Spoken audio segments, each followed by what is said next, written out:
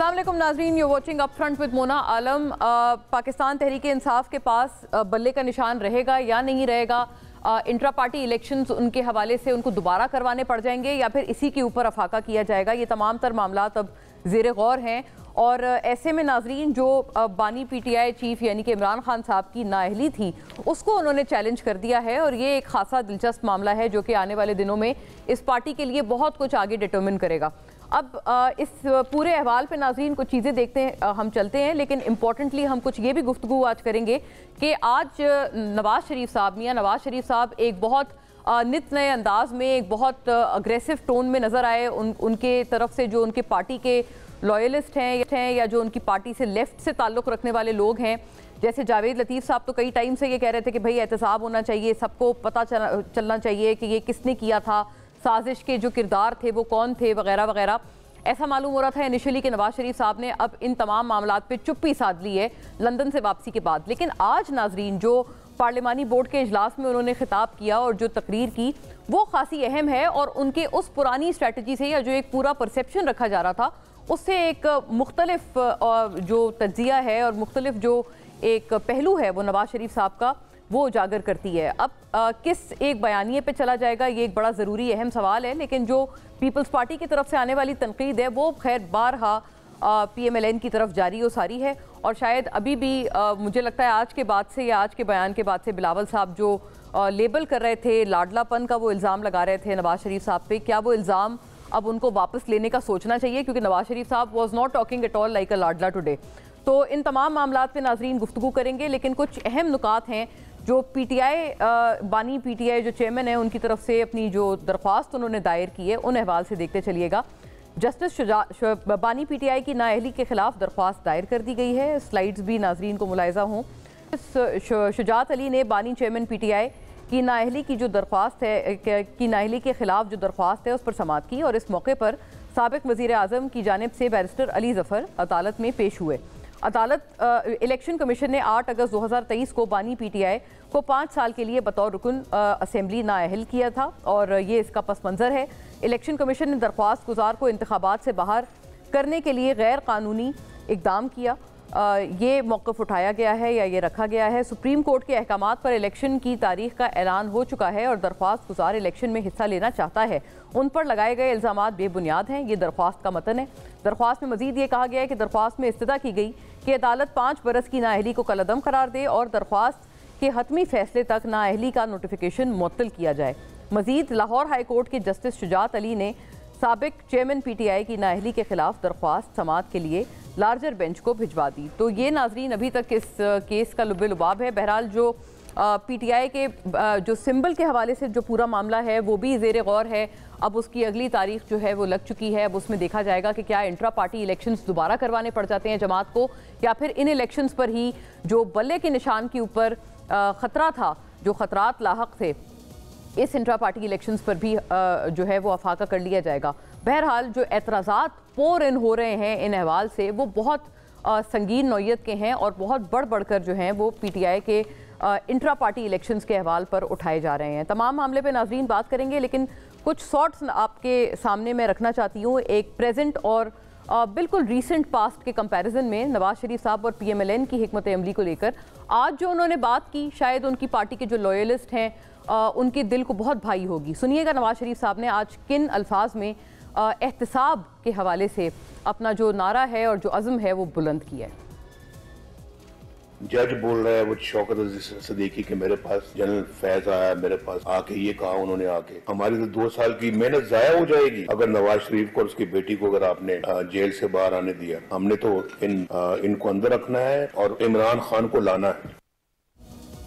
नाज़रीन इसके साथ मज़ीद इजाफा करते हुए ये भी कहा मियाँ साहब ने कि जी दूध का दूध और पानी का पानी होना चाहिए और हम इक़्तिदार के लिए नहीं आए हैं। ये मेरा ख्याल है बड़ी कैटेगोरिकल स्टेटमेंट है मियाँ साहब की, लेकिन ये बहुत मुख्तलिफ है उन स्टेटमेंट से या उस स्ट्रैटेजी से जो कि PMLN ने नवाज शरीफ साहब की लंदन वापसी के फौरी बाद अपनाई थी। इसहाक डार साहब ने भी उसका बखूबी कुछ अल्फाज में उसका खुलासा किया था। सुनिएगा उस वक्त डार साहब ने क्या कहा था।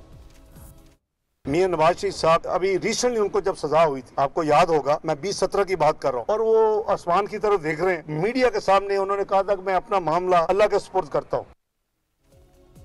तो नाजरीन, अब मामला अल्लाह की सुपुर्द किया जाएगा मियाँ साहब की तरफ से, या फिर जिन किरदारों का वो नाम पहले नहीं ले रहे थे और आज लेते हुए नजर आए हैं उनका कुछ मुहासबा किया जाएगा, या उनका एहतसाब का जो अमल है क्या बाकायदा तौर पर PMLN आगे बढ़ाएगी? ये बहुत ज़रूरी सवाल है। इस पूरे मामले पर वापस आते हैं नाजरीन, और दीगर भी उमूर पर इसी कंटिन्यूटी में ज़ाहिर है बात होगी।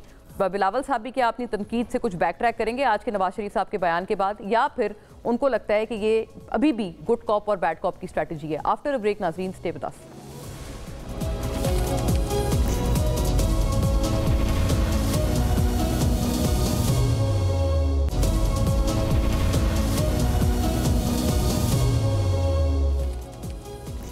वेरी वार्म वेलकम नाजरीन।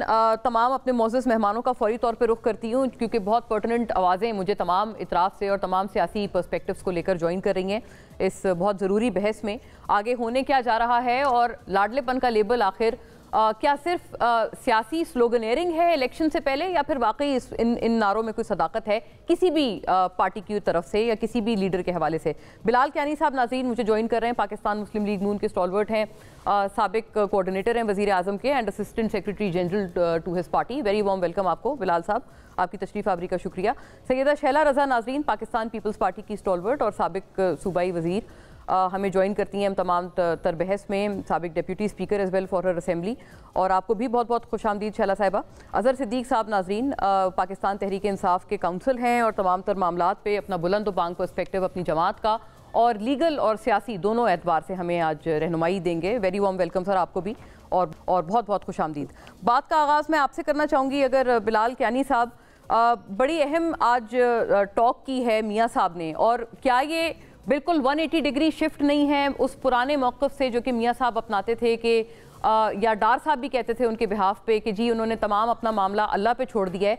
तो अब क्या मुहासरा किया जाएगा इन तमाम किरदारों का जिनका उन्होंने नाम लिया है, जैसे जनरल फैज़ का वो नाम ले रहे हैं, जजेस का नाम ले रहे हैं? आज तो बहुत खुल खुल के मियाँ साहब ने इजहार ख्याल किया है। मोना साहिबा, बहुत शुक्रिया जी अपनी शो में दावत देने का। देखिए, जैसे कि आपने बताया जी, आज मियां मोहम्मद नवाज शरीफ साहब जो हमारी जमात के कायद हैं, उन्होंने आज फिर एक और हमारे पार्लिमानी बोर्ड का इजलास उसकी सदारत की, और हमारे यहाँ कैंडिडेट्स के इंटरव्यूज़ जो टिकट के उम्मीदवार हैं मुस्लिम लीग नून के, और जो काफ़ी कसीर तादाद है, और इसलिए हमें बहुत टाइम वक्फ करना पड़ रहा है, क्योंकि हर शख्स का, हर कैंडिडेट का इंटरव्यू हमारे पार्टी कायद ख़ुद कर रहे हैं और इस सारी प्रोसेस को ख़ुद स्टेयर कर रहे हैं। तो उसी हवाले से आज इजलास हुआ जिसमें उन्होंने ये अपने कुछ रिमार्क्स पास किए और कुछ उन्होंने बातें की जो कि आवाम के सामने भी आईं जी। तो देखिए, बात ये है कि उन्होंने जिस तरह के पहले कहा था, उन्होंने ये मामला अल्लाह ताला के सुपुर्द किया है, मगर देखिए इससे ये हकीकत तो नहीं ख़त्म होती कि जो किरदार थे वो कौन थे जिन्होंने 2017 में वो प्रोजेक्ट किया जिसके नतीजे में ना सिर्फ नवाज शरीफ के साथ, उनकी फैमिली के साथ, पाकिस्तान मुस्लिम लीग नून के साथ, बल्कि पाकिस्तान और उसकी आवाम के साथ ज़्यादती हुई, और जिसकी कॉस्ट, भारी कॉस्ट हमारे मुल्क के सबसे कमज़ोर तबकात ने, हमारी आम आवाम ने सबसे ज़्यादा उसको भुगता है। तो देखिए, ये तो हक़ाइक़ आवाम के सामने होने चाहिए, और साथ ही साथ उन्होंने 190 मिलियन पाउंड का जो ये केस है, जो एक दिन दहाड़े डाका मारा गया था, ये साबिक जो मुसल्लत शुदा वज़ीर आज़म थे, उन्होंने बंद लिफाफे भी नहीं खुलने दिए काबीना की मीटिंग में, और आंखें बंद करके एक डाका मारा। तो देखिए, उस मुतल्लिक भी बातचीत हो, तो ये हक़ाइक़ आवाम के सामने होने चाहिए जी। मगर इसके अलावा देखिए, हमारा फोकस जो है वो आइंदा इंतखाबात पर है। 8 फरवरी के ये भी कहा है आज बिलाल साहब, मियाँ साहब ने कि हमें इक़्तिदार नहीं चाहिए, क़यादत में ज़ोर शोर से जारी है जी। हम चाहते हैं कि एहतसाब हो और दूध का दूध पानी का पानी हो, यानी आवाम के सामने सच्चाई आए। तो वाकई ये बात सही है फिर तो, जो भी तमाम तर तनकीद आप पे आ रही है कि आप लाडले हो गए हैं और लाडले प्लस प्लस हैं, वो तमाम तर तनकीद फिर तो बेजा हो गई। क्या लाडले हैं? नहीं, किस तरह बेजा होगी? देखिए, वो नवाज शरीफ जिसके खिलाफ ये इंतकाम और ये जाली केसों का मामला 2016 में शुरू हो गया था, वो नवाज शरीफ आज भी अदालतों में चक्कर लगा रहा है। वो नवाज शरीफ आज भी अपना केस अदालतों में लड़ रहा है, वही केसेस भुगत रहा है जो कि उस टाइम पे इंजीनियर किए गए थे। पिछले हफ्ते या अभी कुछ अर्सा कबल ही एवनफील्ड के अंदर अवाम के सामने फिर से एवनफील्ड केस में दूध का दूध पानी का पानी हुआ कि क्या भोंडा खेल 2017 में खेला गया था।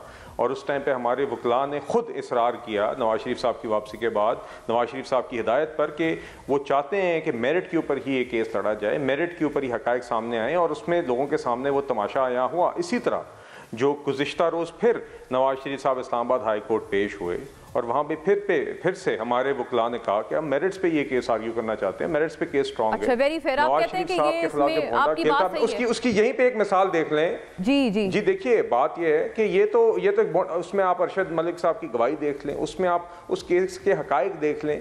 मतलब कि ऐसे जिस तरह का दिन दहाड़े डाका मारा गया है 190 मिलियन पाउंड केस में, इसी ही हठधर्मी के साथ, इसी बेशर्मी के साथ और बेहयाई के साथ नवाज शरीफ साहब के खिलाफ उस टाइम पे वो केसेस थे जिसके हकायक अवाम के सामने आ रहे हैं और आने चाहिए। और नवाज शरीफ उस वक्त भी ये जानते हुए कि ये जाली केसेस हैं, ये जानते हुए कि इंतकामी कार्रवाई है, उसने फिर भी अपने आप को हर पेशी पे 2017 में पेश किया, अपने आप को 2018 में, और उसके बाद जब ये जाली सजा भी हो गई, जब जानते थे कि सारा इंजीनियर है, तो अपनी बीवी को बिस्तरे मर्ग पे छोड़ के बेटी को हाथ थाम के आया। आपने कहा कि केसेस जी उसी तरह से आपने कहा कि पेश हो रहे हैं, तो पेशियों में तो कोई इनकार नहीं है। शैला साहिबा, आपकी तरफ ये मामला लाती हूँ, तो फिर क्यों ये इल्जामात लगाए गए? और शैला साहिबा से मैं अर्ज कर रही हूँ, शैला साहिबा, ये क्यों इल्जामात लगाए गए फिर कि उनको बहुत कोई आउट ऑफ द वे जाके प्रोटोकॉल दिया जा रहा है? क्योंकि ऐसी बात तो नहीं है, बात तो सही है, वो पेश तो हो रहे हैं अपने तमाम तर केसेस के लिए। अच्छा, बहुत शुक्रिया आपका मोना। सबसे पहले तो मुझे ये बात करनी है कि जो हुआ वो सबकी आंखों के सामने हुआ और सब जानते हैं कि किस तरह से एक पॉलिटिकली जो है एक सपोर्ट में, जिसका बाद में इकरार किया गया कि उनकी मोहब्बत में क्योंकि अंधे हो रहे थे और उनके लाने का जुनून सवार था, थर्ड ऑप्शन चाहिए था उन्हें, तो हर वो काम किया गया। वज़ीर आज़म को हटाया गया, लोगों को सजाएं के वजह सज़ा की गई, RTS बिठाया गया और जो कुछ हुआ, ठीक है। अब देखिए, बात जो है वो ये है कि वो अपने पुराने मौक़िफ़ पे जो उन्होंने वहाँ पे कहा था कि अब मट्टी पाव नहीं होगा, उस पर दोबारा उन्होंने एक उस तर्ज पे बयान दिया है। तो ये उनका जो है अपना एक तरीक़ा है कि वो इस पे बात करें, क्या करें। असल बात जो है वो ये है कि आप दो बातों को एक दूसरे से नहीं मिला सकते।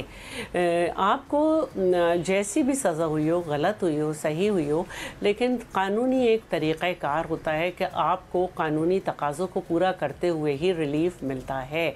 मिसाल के तौर पर जुल्फ़कार अली भुट्टो का जो जुडिशल मर्डर हुआ, तो हम जब बार बार कहते हैं कि इसका रेफरेंस हम दाखिल किए हुए हैं और उसको बार बार हम कहते हैं कि जी इस पे बात की जाए और ये बताया जाए कि ये जुडिशल मर्डर था और जुल्फ़कार अली भुट्टो जो हैं वो कातिल नहीं थे और उनको गलत सज़ा हुई, तो उसके हम इंतज़ार में। तो इसी तरह जो भी मुकदमे होते हैं इस तरह के, उनका एक कानूनी तकाज़े होते हैं। अगर वो कानूनी तकाज़े होते हुए पूरे नज़र ना आए तो इस पर उंगली उठती है। पूरे तो हुए, शैला साहिबा वो कह रहे हैं, अभी आपने सुना बिलाल साहब कह रहे हैं कि पेशियां भी हो रही हैं और पहले भी होती रही हैं, तो अगर कानूनी तकाजे पूरे ना हुए होते, देखिए तो अदालतों के चक्कर ना काटने पड़ रहे होते। मैं बताती हूँ जी प्लीज, मैं बताती हूँ 8 साल, जब ये 10 साल का माहिदा करके गए थे, उस वक्त भी इन्हें सज़ा हुई थी और इन्होंने अपील नहीं की थी और अपील का टाइम भी ख़त्म हो गया था। ये वापस आए, उन्हें ख़ुद इफ्तिखार चौधरी ने बुलाया और इनको माशाल्लाह सहूलत दी गई। इस दफ़ा तो नज़ारे मुख्तलिफ थे, चाहे वो एम्बेसडर का मिलना हो, चाहे यहाँ पे रेड कारपेट हो, और फिर जो एक प्रोटेक्टेड बेल मिली है इन्हें, वो मुझे बता दें कि पाकिस्तान की तारीख़ में या कानून की तारीख़ में किसी मुजरिम को मिलती है। कन्विक्ट तो है ना ये, तो गलत ही सही, लेकिन उसका एक तरीक़ाकार है, उन तकाज़ों को पूरा होना चाहिए था। तो एक तो कानूनी तौर पे आपने बात कर ली, फिर अगर हम दूसरी बातें करेंगे तो वो भी सामने आएंगे। लेकिन ठीक है, वेरी फेयर, हमें आपने कुछ चीज़ें गिनवाई हैं और आपने कहा कि वो जो है आज इतने दिनों के बाद दोबारा बोले। बोलते तो हो रहे हैं, लेकिन इस दफ़ा कुछ मुनफरिद बोले, इस वजह से हमने उसका तज़किरा किया। और अभी ऐसा लगता है कि नवाज शरीफ साहब अपने उस पुरानी जो उनकी रविश है वो उस पर आ गए हैं कि भाई सबको पता चलना चाहिए, अवाम को एहतसाब होना चाहिए और नज़र आना चाहिए। तो अजहर साहब, आप चूँकि हमेशा कहते रहते हैं कि जी मुझे याद है पिछले प्रोग्राम पे भी आपने ये गुफ्तगू शनीद की थी कि लेफ़्ट की सियासत होनी चाहिए, और मियाँ साहब तो अब सबसे ज़्यादा लेफ़्ट की सियासत करते हुए नज़र आते हैं। आपके व्यू में काबिल सताइश है। और इस मिसाली चोरी के हवाले से क्या कहा जाएगा, ये जो 190 मिलियन पाउंड की चोरी और बंद लिफाफों के जरिए जो की गई थी PTI दौरे हुकूमत में? देखिए, मुझे कहका लगाने के अलावा और कुछ सूझता नहीं है। मैं चूंकि अदालती तारीख भी और सियासी तारीख भी इनकी जानता हूँ। मियाँ नवाज शरीफ वही हैं जिसको जिलानी साहब प्लेट में रखकर लाए थे, और हाथ दौर में आमरीत को जिस तरह इन्होंने सपोर्ट किया, ये रिकॉर्ड की चीजें। कारगिल का वाकया हो, सिरिल अलमेडा हो, गुलभूषण यादव हो, मैं उन पर तरफ नहीं जाऊंगा। डॉन लीग्स हो, वो भी बात करने की जरूरत नहीं है। लेकिन ये एक तारीखी बात है कि इनको जब 13 साल की सजा हुई, तकरीबन 4000 दिनों के बाद इनको रिलीफ मिला।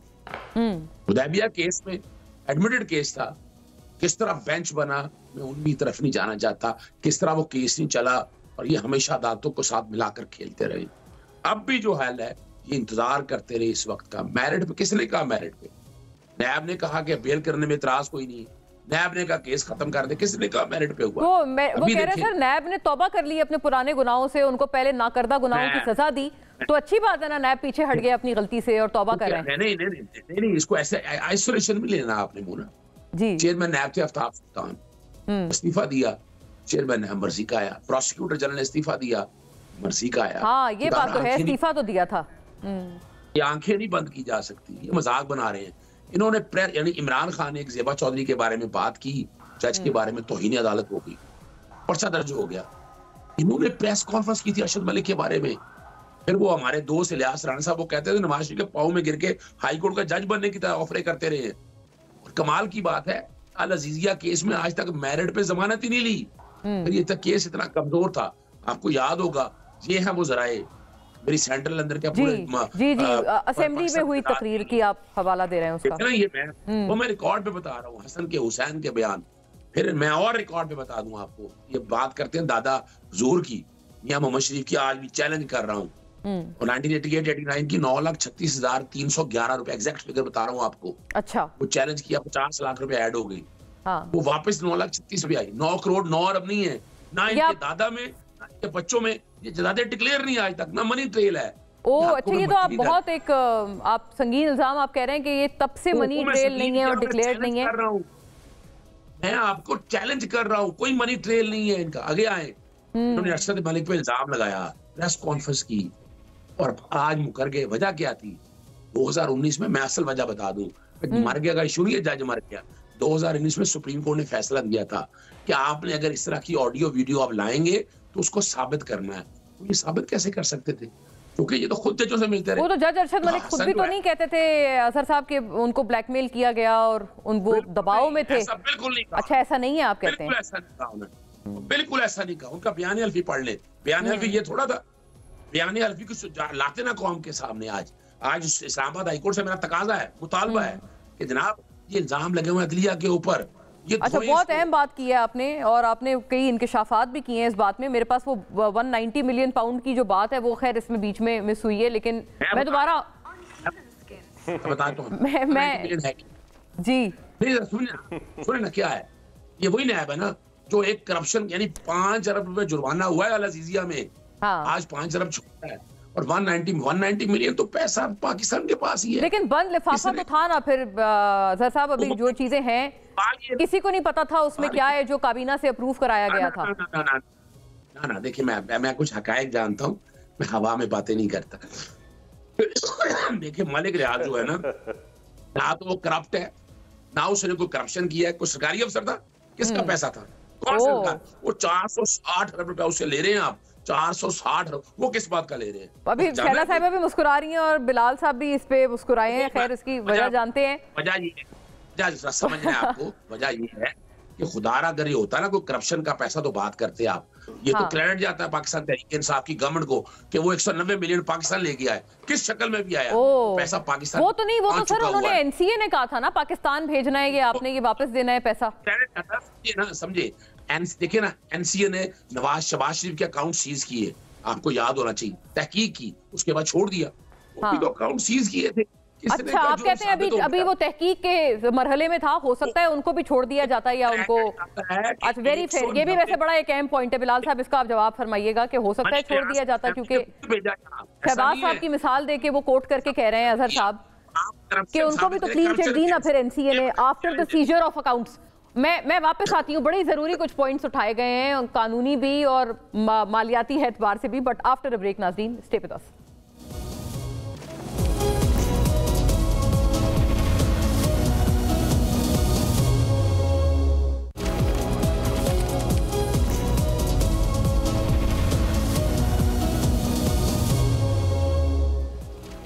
जी वेलकम बैक नाजरीन। बिलाल कियानी साहब, आप ब्रेक से कबल मुस्कुरा भी रहे थे, अल्लाह आपकी मुस्कुराहट कायम रखे, लेकिन इसकी वजह क्या थी?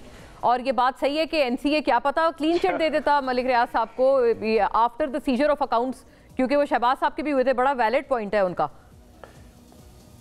जी देखिए, बात ये है कि नंबर वन, सबसे पहले तो जो बातें पीटीआई के जो साथी हैं जो उन्होंने की हैं ये नवाज शरीफ साहब के हवाले से, ये अपनी तरफ से जो मर्जी बातें कर लें, ये भी जानते हैं कि ये क्या मजाक हुआ था।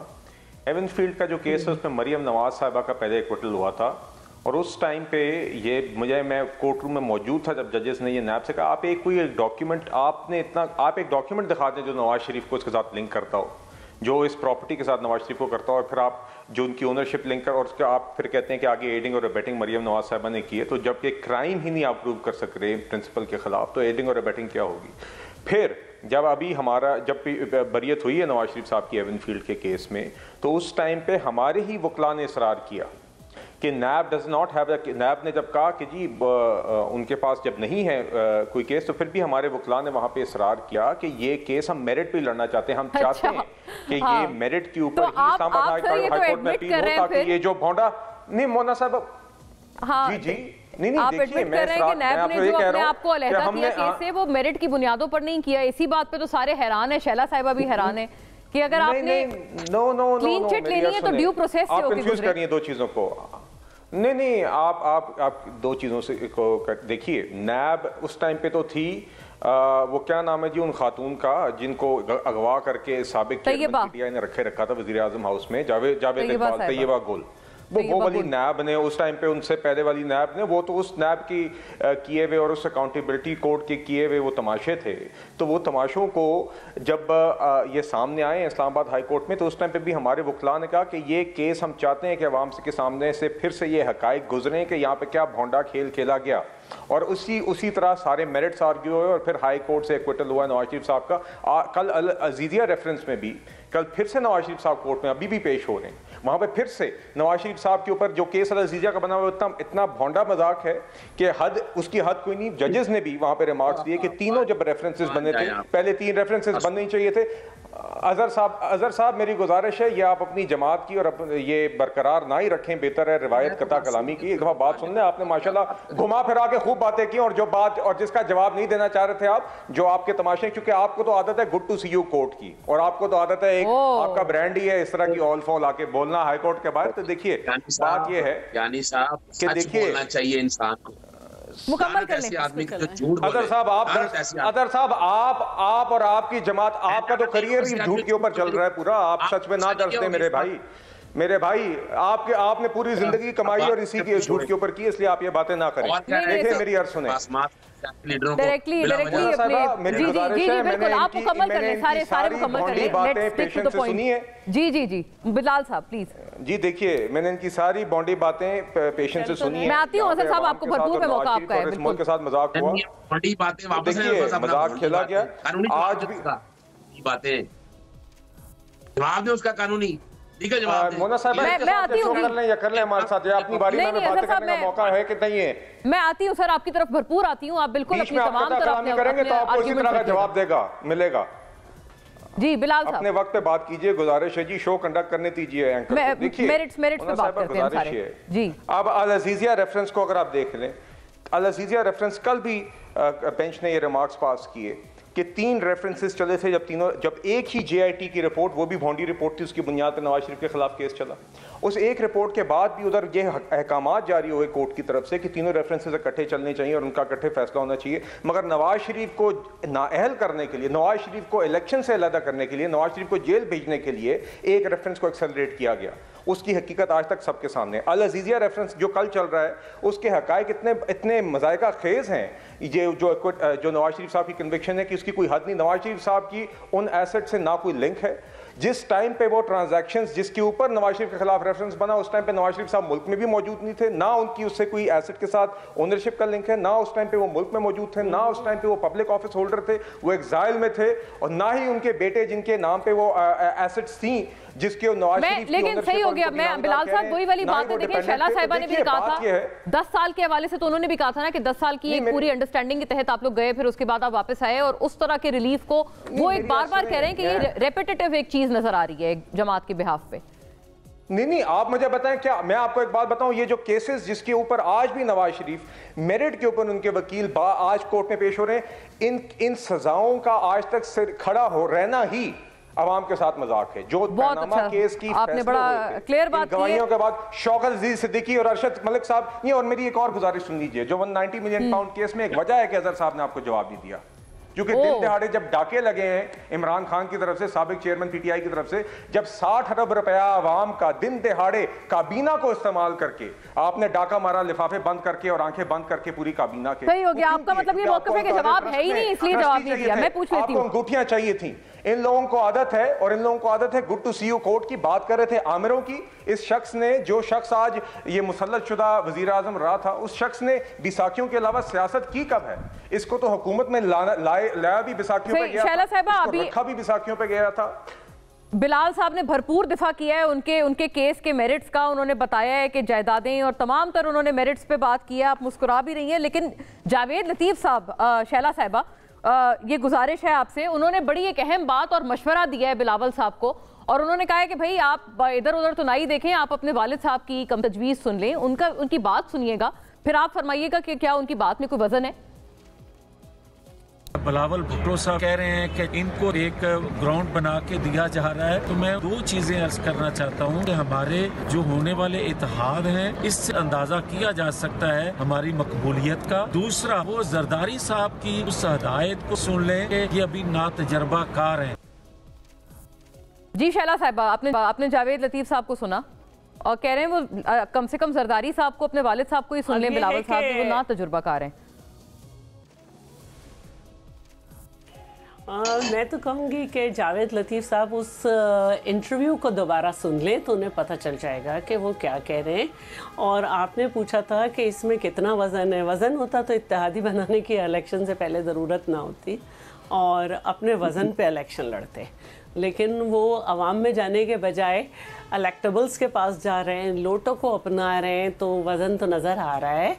MQM के पास आ रहे हैं जिसकी अपनी कोई वर्थ नहीं, बशीर मेमन को इस्तेमाल कर रहे हैं और वो मुज़ाहिका ख़ेज़ बयानात दे रहे हैं 23 अरब रुपए और पता नहीं किस किस चीज़ के, तो वज़न नज़र आ रहा है।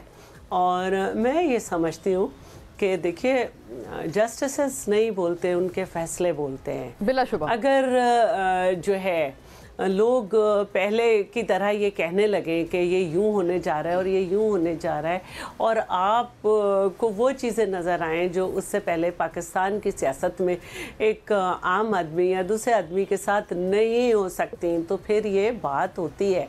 असल जो बात है वो ये है कि काश आज भी हमारे बड़े लीडर्स निकल के कहें कि इलेक्शन का इनेकाद जो है वो पुरअमन और यकीनी हो जाए जल्दी से। और हमें बस जावेद लतीफ़ साहब आपसे ये कहना है कि हम जो भी बात कर रहे हैं आवाम के सामने कर रहे हैं, आवाम से कर रहे हैं, और हम इत्तेहाद नहीं बना रहे। लोग हमारी पार्टी में जम हो रहे हैं। अच्छा, बड़ी अहम बात आपने की है। उनके यहाँ भी बड़े जम हो रहे हैं, वैसे PMLN में भी बहुत लोग जम हो रहे हैं और साबिक अपोजिशन लीडर तक जम हो गए, तो फिर दीगर की क्या ही बात हो। तो शैला साहिबा, ये अहम नुक्ता नज़र है वैसे आपका, लेकिन मैं इस पे अगर आपका व्यू सिर्फ मिल जाए कि कहा तो है ना जरदारी साहब ने कि बिलावल साहब को अभी तजुर्बे की ज़रूरत है, वो बार बार PMLN के लोग यही कोट कर रहे हैं कि अगर तजुर्बा होता तो वो इस तरह से हर्जा सराई ना कर रहे होते। देखिए, तजर्बे के देखें, तजर्बे की ज़रूरत तो उनके लिए है कि जो एक ऐसा बयान दें जिसकी वजह से अपने वक्त के वज़ीर आज़म को दोबारा दौड़ के जाना पड़े 2 दिन के बाद। उन लोगों को भी तजर्बे की ज़रूरत है सियासत में। और अगर जरदारी साहब ये कह रहे हैं अपने बेटे को कुछ, तो बेटे की बात भी बता रहे हैं कि वो ये कहते हैं कि you don't know Baba about this. हाँ, अच्छा, वो भी आजकल की नस्ल हमें जी जी, वो उन्होंने वैसे कहा है। तो अपनी मर्जी के अगर जुमले ना सुने, अपनी मर्जी के जुमले अगर सुन के ना निकालें, तो फिर वो उसे कहते हैं ना, सियाक और सबाक से हट के आप कहती हैं बयान किया है, मर्जी से आप बात करते हैं। अजहर साहब, अभी आपको अंगूठियों की और 5 इंटरव्यू इतना सामने है कि उस पर टाइम ज़ाया करेंगे। सही है, पूछते हैं ये सियाक और सवाक से हटके। लेकिन अजहर साहब, आप लोगों को 5 खिरात की और अंगूठियों की आदत पड़ गई है, तो इस वजह से आपके पास जवाब नहीं है। और ये जो बंद लिफाफे वाली कहानी है सर, ये तो हकीकत है ना, क्योंकि अगर इतनी ट्रांसपेरेंसी थी और इतना शुक्रगुजार होना चाहिए था अगर उस वक्त की हुकूमत को कि उन्होंने 190 मिलियन पाउंड पाकिस्तानी रियासत को दिलवा दिए, तो ये खुले मतलब एक पेपर के तहत वो उसका अप्रूवल होता काबीना में। Why the secrecy sir? अच्छा, ये मैं असल में पता नहीं है ना, अपना लॉज ऑफ इंग्लैंड और वेल्स का अंदाजा नहीं है। एनसीए का देखना कि जितनी भी जो कंडीशंस है ना सारी, ये एनसीए की तरफ से कॉन्फिडेंशियलिटी है, वो रिकॉर्ड पे सारा ये बात तो है। मैं हैरान होता हूँ इस बात पे मोना बीबी, ये समझिएगा, 1 रुपए की करप्शन नहीं है। इल्जाम लगता रहा उस्मान बुज़दार पे, कितने करप्शन के केस बना दिए। इमरान खान पे इल्जाम लगता रहा, कितने करप्शन के केस बना दिए। तोशा खाना पे ये इल्जाम लगा था सस्ते खरीदे महंगे खरीदे। वो उमर फारूक कहाँ है? उसको की एविडेंस कराई रिकॉर्ड के ऊपर?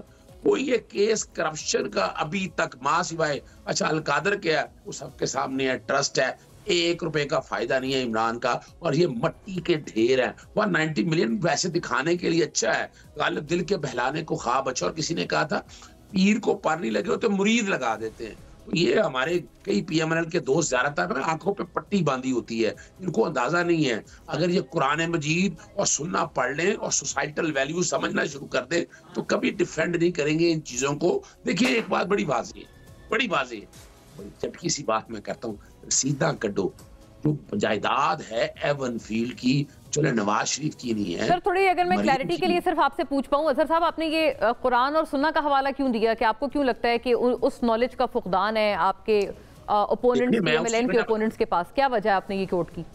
ये वजह ये है, आर्टिकल 62(1) को जो सादक और अमीन मजाक उड़ाते रहे यहाँ बरतानिया पूरी दुनिया में देखते सोसाइटल वैल्यू है। अच्छा, उसकी बात कर रहे हैं आप, 62(1) की बात कर रहे हैं आप, ठीक है। यहाँ का वजीर आजम एक कोरोना में घर जलसा किया था, जाना पड़ गया उसको। हमारे यहाँ झूठ बोला है, फ्रॉड फ्रेम है और हम डिफेंड कर रहे हैं उसको। ये मुसलमानों का आज जो दीन है, ये नीचे गिरावट की वजह यही है। और 3 चीजें मैं आपके सामने। आर्टिकल 62 के तहत आई थिंक खान साहब की भी तो नाअहली हुई भी है ना, ये जो ईसीपी वाली हुई भी है। ना, ये बड़ा अच्छा सवाल आपने, बहुत बड़ा मजा आया। I am thankful to you कि मुझे मौका दे दिया आपने। अच्छा, देखिए, ठीक है, ये इलेक्शन किसी एक वक्त पे माफी मांगेगा। देखिए, सेक्शन 137 इतनी बड़ी इन्होंने गलती कर दी है। हाँ, मैं बताया तो प्लीज। सेक्शन 137 जो है ना, वो कहता है अपने सालाना गुशवारे जमा कराने हैं। वो जिस साल जमा कराने हैं 2018-19 के 2019 के अगले 120 दिन में एक्शन लेना है, नहीं लिया। अगले साल का अप्रैल 2021 में एक्शन नहीं लिया, 3 अप्रैल 2020 में एक्शन नहीं लिया। बदनीति देखें, फ्रॉड फ्रेम देख लें। इनके एमएनए उठते हैं, वो एक रेफरेंस दायर करते हैं 63(1) पे। 63(1) में सजा ही कोई नहीं है, कोई पहले सजा देनी है फिर। और मैं आपको बता दूं, यूसुफ गिलानी को तौहीन अदालत में सजा हुई थी, कहता हो जाएगा। मैंने उसका रेफरेंस फाइल किया था सुप्रीम कोर्ट में, सॉरी पहले मैंने रेफरेंस फाइल किया फमीदा मिर्जा के पास, उन्होंने नहीं माना, फिर सुप्रीम कोर्ट गया, सुप्रीम कोर्ट ने डिस्क्वालीफाई किया था इस बात को। तो यहाँ बड़ी तोशाखाना का कोई केस नहीं है। मैं फिर बता दूं, वो बुनियाद बनाकर इलेक्शन कमीशन कहता है मैं कोर्ट और ट्राइब्यूनल, वो है ही नहीं। इसलिए Lahore high court 5 member bench सुन रहा है। अगर जस्टिस जी आमिर फारूक साहब तोशाखाना का जुरिसडिक्शन तय कर देते कि 120 दिनों के अंदर, आज Raja Pervez Ashraf speaker national assembly है, खुदारा दुख होता है इस बात का, उन्होंने क्या खिलवाड़ किया। 3 मैं गिनवा देता हूँ। एक तोशाखाना का चैलेंज है इस बारे में भी कि गैर कानूनी रेफरेंस उनका इख्तियार ही नहीं है, साबित कर दे, मैं वकालत छोड़ दूंगा कि वो 63(1) के तहत स्पीकर ने, आप कहते हैं कि राजा परवेज अशरफ साहब ने अपने इख्तियारात से तजावुज किया। आपके पास 3 उसकी बड़ी लाउड मिसालें हैं। अच्छा, ठीक है, मैं वैसे ये बात शैला साहब वैसे पूछने वाली है, मैं आती हूँ कि जाहिर है जब जी जी तीनों प्लीज इकट्ठा ले लेना। हाँ देखिए एक आपने तोशाखाना गिनवाया आपके सामने, ठीक है, जिनके कहने पे किया वो आपके सामने है, वो समझ आ जाना चाहिए। इसमें कोई शक नहीं, एस्टैब्लिशमेंट का एक रोल रहा है। अच्छा और इस वक्त घोड़े पे चढ़ बड़ा वैसे आपने अहम इल्जाम लगाया कि स्पीकर जो है आप कहते हैं एस्टैब्लिशमेंट के हाथों पे खेलते रहे हैं। दूसरा राजा परवेज अशरफ 20 सीटों से अपोजिशन लीडर बन गया, खुदारा मैंने लिखा उसको, हाई कोर्ट से ऑर्डर लेके आया, फिर ये कहते रहे स्पीकर में इस्तीफे ओ भाई लाहौर हाई कोर्ट ने इस्तीफे सेट असाइड कर दिए, हम गए कि हमें असेंबली में बैठने दें, जो तो कह रहे असेंबली में बैठने नहीं दे रहे। जी ये बात सही है, लाहौर हाई कोर्ट ने वर्डिक्ट दिया था। राजा परवेज ने इंट्रा कोर्ट अपील फाइल करके जजमेंट सस्पेंड करा ली। तो पीटीआई पे इल्जाम लगाते हैं, काहे जाने इस बात को कि इन लोगों ने असेंबली के अंदर नहीं आने दिया। Let me take this across, आपने बड़ी अहम बात की है क्योंकि आपने पिछले स्पीकर पे भी आपने इल्जाम लगाया। वैसे शैला साहिबा से भी ये पूछना बनता है कि जब आप गवर्नमेंट में साथ थे तो इस कदर इत्तेहाद था कि आप लोग तमाम तर मिलके आप वही तमाम काम कर रहे थे जिस पे आज आप लोगों को गिला हो रहा है। शैला साहिबा मैं आपकी तरफ लाऊंगी ये मामला, लेकिन बिलाल साहब has to answer first on this. Bilal साहब आप अगर प्लीज इस पे फरमाएं कि कई सारे अहम मामलात हैं जो शैला साहिबा ने भी गिनवाए हैं और ये आप पे भी तो सवाल आना बनता है ना सर कि आपको अगर तनकीद का निशाना आपके साबिक इत्तेहादियों की तरफ से हो रहा है जिन्होंने आपका इस कदर साथ दिया। आप लोग खुद कहते हैं कि पीपल्स पार्टी ने आपकी बहुत बड़ी एक जो एक नासूर था मुल्क में उससे जान छुड़ाने में मदद की और आप बहुत उनका आप ग्रेटफुल होते हैं उनको, तो अगर उनकी तरफ से भी कोई बात आ रही है तो यकीनन उसमें कुछ ना कुछ तो I mean there is no smoke without fire. देखिए उसमें एक ही बात है कि इलेक्शन सामने है, सबको नज़र आ रहा है कि अवाम नवाज शरीफ के साथ है, नवाज शरीफ साहब चौथी दफ़ा वज़ीर आज़म बनेंगे, पीपल्स पार्टी नवाज शरीफ पे तनकीद नहीं करेगी तो वो अपना इलेक्शन नहीं लड़ सकती। ये बिलावल साहब का मुद्दा है सारा, यही अपनी मीडिया की टीम को बता रहे हैं। उनका ख्याल है ये इस तरह की भोंडी बातें करके अपना इलेक्शन बना लेंगे, ये इनकी खाम ख्याली है। मगर इस बात पर ज़रा तफसील पे जाने से पहले मैं ज़रा एक बात आपको बताना चाहूँगा क्योंकि ये बात बार बार गोल मोल हो रही है। 190 मिलियन पाउंड या 60 अरब रुपए का मामला है क्या, ये बात आवाम के सामने वाज़े होना बड़ा ज़रूरी है। 60 अरब रुपए एनसीए की तरफ से पाकिस्तान आए जो पाकिस्तान की आवाम के 60 अरब रुपए थे जो कि अस्पतालों पे स्कूलों पे आवाम के ऊपर खर्च होने थे। वो पैसे साबिक चेयरमैन पीटीआई साबिक मुसल्लत शुदा वज़ीर आज़म ने काबीना के अप्रूवल से, काबीना में एक लिफाफा आया उसको बंद रखा गया ताकि 60 अरब रुपए पे डाका मारा जा सके और उस 60 अरब रुपए पे डाका मारने के लिए काबीना का अप्रूवल किया गया ताकि वो 60 अरब रुपए आवाम की जेब से निकाल लिए जाएं। ये बात पे बिलाल साहब ट्रस्ट प्रॉपर्टियां अंगूठियां तोशा ये चीजें अंगूठियां नहीं, लेकिन बिलाल साहब उसका जवाब तो ऑलरेडी अजहर साहब दे चुके हैं ना। अजहर साहब ने ये कहा है कि जो कॉन्फिडेंशियलिटी है वो यही तो तनकीद कर रहे हैं कि आप लोगों को बरतानवी कवानीन का पता ही नहीं। कॉन्फिडेंशियलिटी एनसीए की है, वही इंटैक्ट फिर रखनी थी ना पाकिस्तानी काबीना ने। नहीं मेरी अर्ज सुने, चले उसको छोड़ दें, आपके लिफाफा खुला कि नहीं खुला। आप मुझे बताएं कि किस असूल के तहत 60 अरब रुपए जो आवाम के थे वो ये हुकूमत के अकाउंट्स के बजाय एक जुर्माने को, एक प्राइवेट जुर्माने को सेटल करने के लिए इस्तेमाल किए गए। वो 60 अरब रुपए उस जुर्माने की सेटलमेंट के पैसे नहीं थे, वो आवाम के पैसे थे जिस पे डाका मारा गया, जिसके एवज अंगूठियां मिली, जिसके एवज अलकादिर ट्रस्ट मिला। और देखिए दूसरी बात जो उन्होंने की कि बड़े सादिक और अमीन सदाकत और अमानत, वो मैं ऐसी बातें जो हम आपके शो पे नहीं कर सकते, जो उस शख्स की हर दूसरे दिन कोई नई बात, कभी कोई मानेका साहब का कोई मुलाजिम करता है, कभी कोई उस शख्स की ऑडियो और वीडियो लीक निकलती है। और आखिरी बात, अगर आपने सदाकत और अमानत का सर्टिफिकेट के ऊपर मोहर लगानी है तो आप फिर तोशा खाना के जो जगह जगह काबा की खाना काबा वाली घड़ी बेचने वाले मामले से लेके छोटे छोटे ताइफ, ये वो शख्स है जिसने 1000 रुपया छोड़ा है, जिसने कोई चीज नहीं छोड़ी, जिसका किचन दूसरे लोगों ने बनाया का इल्जाम जो है वो आया हुआ है। शख्स अपने बनी गाला के बनी गाला के महाना बनी गाला के महाना खर्चे को जस्टिफाई नहीं कर सकता कि उसकी सोर्स क्या है जी। देखिए जहां तक बात है दूसरे इत्तेहादियों की, ये जो बातें आप कई सर 2 मिनट दे दीजिए। ये अल्लाह की मैं आती हूं अजहर साहब आपकी तरफ। जी जब मैं बात कर रहा हूं कम से कम कता कलामी तो ना हो। जी अभी क्योंकि मेरे पास इतना ही टाइम है, I want to go across to everybody ताकि इससे सबकी बारी आ जाए। बिलाल साहब आप प्लीज अगर जल्दी खत्म करना चाहते हैं अपनी बात आप कर लें ताकि मैं दीगर के भी व्यू पॉइंट्स दे दूं। Closing remarks from everyone. जी प्लीज गो अहेड। जी मगर मैं बात खत्म तभी करूंगा जब बार-बार कता कलामी होगी। खैर बात सुनिए। जी ठीक है, आई अंडरस्टैंड। हां अजहर साहब प्लीज अभी आपकी तरफ आ रही हूं। इत्तेहादियों के हवाले से hold on to your point please. जी इत्तेहादियों के हवाले से जो आपने बात की, इस बात में कोई शक नहीं है कि वोट ऑफ नो कॉन्फिडेंस से पहले जिस तरीके से वो इत्तेहाद चला, जिस पॉलिटिकल मेच्योरिटी के साथ चला, उसके नतीजे में कॉन्स्टिट्यूशनली एक वोट ऑफ नो कॉन्फिडेंस हुआ और एक मुसल्लत शुदा हुकूमत को हटाया गया। फिर उसके बाद 16 माह की हुकूमत में भी एक पॉलिटिकल मेच्योरिटी के साथ सारी जमातें साथ चली और बड़ी मुश्किल वक्त में अवाम को डिफॉल्ट से बचाया और मुल्क को आगे लेके चले। मैं एक्सपेक्ट कर रहा था कि पीपल्स पार्टी एक ऐसी जमात है जो जमहूरी जमात रही है, उसको वो उसी पॉलिटिकल मेच्योरिटी के साथ इलेक्शंस में भी आएगी। आगे चलते, ठीक है, लेकिन बिलाल साहब मैं आपको बताऊं सर, वो भी तो आपसे तवक्को कर रहे होंगे ना, वो भी तो आपसे तवक्को कर रहे होंगे कि आप उनको भी साथ लेकर चलेंगे, या फेयर प्ले जिसको वो लोग भी कह रहे हैं कि अभी फेयर प्ले नजर नहीं आ रहा, उनकी भी तो कुछ एक्सपेक्टेशंस होंगी ना जो पूरी नहीं हुई। नहीं, एक्सपेक्टेशंस आज आप एक अपने आप को कौमी जमात कहते हैं, आप आवाम के सामने अपना मंशूरा मुकदमा पेश करें, या आपने भी वही काम करना है जो इमरान खान करता था कि आपकी तकरीर के अंदर तनकीद के अलावा कुछ रही ना। अगर आपका ख्याल है कि इसी नक्शे कदम पे चलना है और अब इन्हें खामोश कर दे, अब इन्हें खामोश कर दें। अब ये लाडला बदल गया है, अब ये लाडले का किरदार अदा करने आए, जैसे उन्हें मिलती थी सहूलतकारी अब इन्हें मिल रही है, और इन्हें कोई ये अवाम के सामने कब नहीं, अब आप चुप हो जाए ना, मैं आपके बारे में बिल्कुल नहीं बोली, आपने हम सिर्फ अकलौते हैं जो कैंपेन चला रहे हैं, आपको बड़ापन लग रहा है, बंद कमरों में आप नहीं बोले, आप नहीं बोले, मैं आपकी बात में नहीं बोले, आप मुझे नहीं कह सकती कि मैं ना बोलूं, आपको ये जुमला कहने की कोई जरूरत नहीं, हम आवाम आप पूरे भांडे, मैं अपनी बारी बोल रहा था, आपको उसके बाद जुमला कहने की कोई जरूरत नहीं। आप कैंपेन नहीं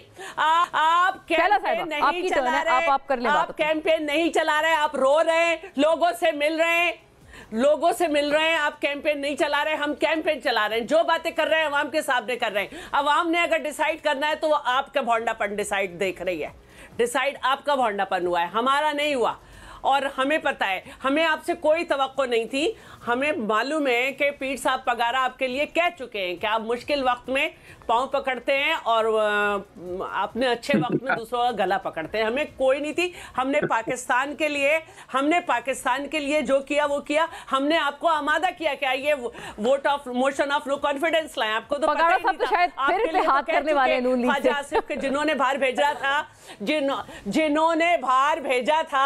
जिन्होंने भार भेजना होता है उन्होंने भेजा था, वो कह चुके, ख्वाजा आसिफ उनका गला पकड़े, हमारे को गला पकड़ने की कोशिश कर रहे हैं। दूसरी बात जो है वो ये है कि देखिए ये गवर्नमेंट ऑफ ये सूबा सिंध का पैसा था जिसको जो है वो सुप्रीम कोर्ट में जमा कराया गया। हमने नहीं कहा, पीटीआई के अंदर से बात आई है। शीरी मजारी के बयानात देख लें, शीरी मजारी के बयानात देख लें कि उन्होंने एक आवाज उठाई कि इस लिफाफे में क्या है।